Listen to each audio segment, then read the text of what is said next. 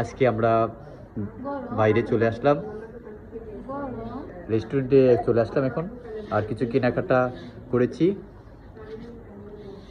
তো ভাবলাম যে আমরা এখন কিছু খাবো, এই জন্য চলে আসলাম রেস্টুরেন্টে। তো এসে এখন আমরা একটু পিৎজা খাচ্ছি, আমারও প্রিয়, অন্তরও প্রিয়, এই জন্য আমরা এখন পিৎজা খাচ্ছি। আর আমার ছেলের জীবনে এই প্রথম পিৎজা খাচ্ছে। এই যে এই যে মিস্টার আদিব এখন দেখাচ্ছে। বাবা আগে তোমাকে যেটা দিচ্ছি সেটা নাও, আগে যেটা দিচ্ছি সেটা খাও বাবা। আচ্ছা থাক, ও কি বলে, চল দো, হ্যাঁ চল দো, চল দো, চল দিলেও সে মজা পাবে।